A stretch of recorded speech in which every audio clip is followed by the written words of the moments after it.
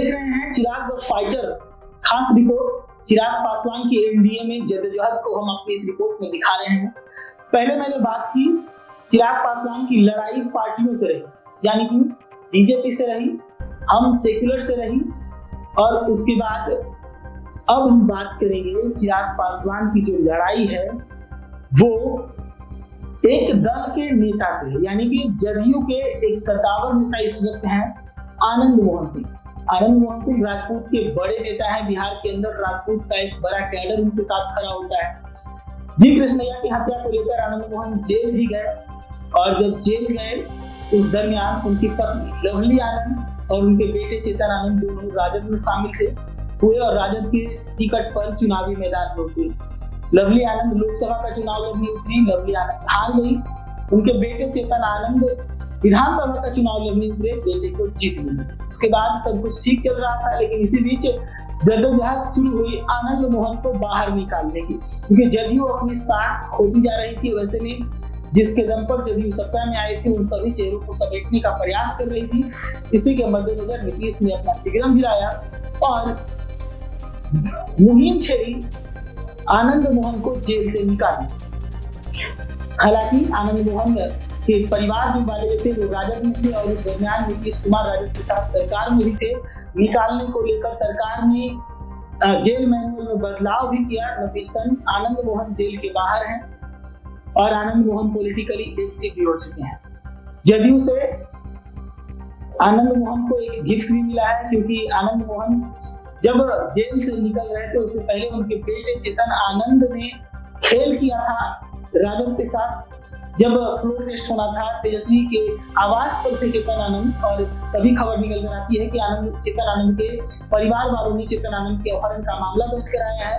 Police तेजस्वी के आवास पर जाती है और वहां से चेतन आनंद को निकाल कर लाती है। चेतन आनंद वहां से निकलने के बाद फ्लोर टेस्ट में शामिल होते हैं और आनंद सिंह की पत्नी नीलम देवी के साथ राजद के खिलाफ एनडीए को वोट कर जाते हैं, जिससे एनडीए की शक्ति और बढ़ जाती है। हालांकि एनडीए के नंबर पहले से कंप्लीट थे, क्योंकि नीतीश कुमार जब भी अपना पाला बदलते हैं तो पहले अपनी गणित का ख्याल जरूर रखते हैं। तो आनंद मोहन परिवार को इसका गिफ्ट मिला। लवली आनंद को जदयू में शामिल होते ही शिवहर से टिकट मिल गया। लवली आनंद भी अब सांसद हैं। लवली आनंद जीत दर्ज करते हैं। यहाँ तक ठीक था, यहाँ से किसी के साथ कोई भी समस्या नहीं हुई, मामला सब तेज चल रहा था। लेकिन जब बिहार विधानसभा का चुनाव शुरू हुआ तो चिराग पासवान की आंखों में आनंद मोहन भी खटकने लग गए। आनंद मोहन खटकने लग गए क्योंकि एक सीट की मैं चर्चा कर रहा हूँ लगातार। चिराग द फाइटर के विशेष रिपोर्ट में वो सीट है इमामगढ़। वहां पर चिराग पासवान एनडीए के समर्थन में वोट मांगने नहीं गए थे, लेकिन जदयू के होने के कारण, जदयू के समर्थन में होने के कारण आनंद मोहन वहां पर वोट मांगने एनडीए के लिए गए। इस दरमियान सवाल जो खड़े हुए चिराग पासवान के क्षेत्र से अनुपस्थिति को लेकर, तो आनंद मोहन ने बयान दिया कि उनका एनडीए में होने पर संदेह है, और यहाँ से मामला गर्म हुआ। आनंद मोहन बनाम चिराग पासवान मामला यहाँ से शुरू हो गया। आनंद मोहन के इस बयान के बाद से एलजेपीआई यानी चिराग पासवान की पार्टी चिढ़ गई। चिराग पासवान की पार्टी चिढ़ने के साथ ही आनंद मोहन पर ही सवाल खड़े करने लगी कि क्या आनंद मोहन एनडीए के सदस्य हैं? अगर एनडीए के सदस्य हैं तो किसी एनडीए के सदस्य के खिलाफ ऐसा बयान कैसे दे सकते हैं? हालांकि यही सवाल पहले आनंद मोहन ने उठाया था कि अगर एनडीए के सदस्य चिराग पासवान है तो जीतन राम मांझी के बहुत गीता मांझी के लिए प्रचार करने के लिए क्यों नहीं आए? अब यहाँ पे मामला शुरू हो गया है आनंद मोहन परिवार बनाम चिराग पासवान।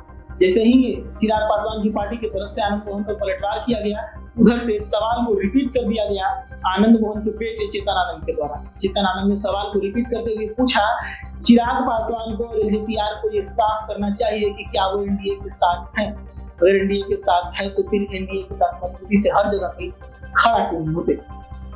अब एक जंग यहाँ भी चिराग पासवान और आनंद मोहन के बीच छिड़ी है जो चल रही है। हालांकि इसका परिणाम क्या होता है ये आने वाले वक्त में समझ साफ होगा, क्योंकि यहाँ पर एक सवाल खड़ा ये भी होता है कि जब आनंद मोहन बनाम चिराग पासवान चल रहा है और चिराग पासवान एनडीए के सदस्य हैं, आनंद मोहन जदयू के सदस्य हैं, जदयू एनडीए के सदस्य है, तो इस मामले पर जदयू का कोई बयान क्यों नहीं आ रहा?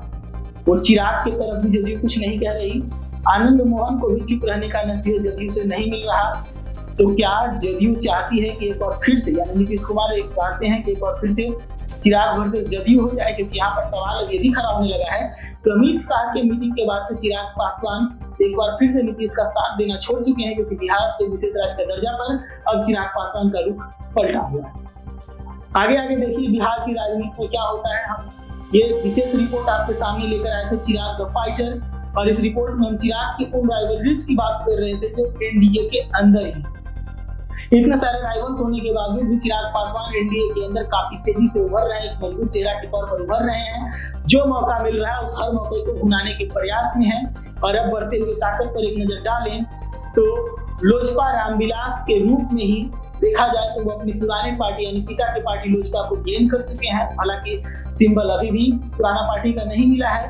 पार्टी कार्यालय अपने चाचा से छीन चुके हैं, पार्टी के जो रसूख है वो छीन चुके हैं, और सभी सीटों पर जो 5 सांसद पहले चाचा के साथ नंबर गिनवा रहे थे वही 5 की संख्या में सांसद चिराग पासवान के साथ हैं।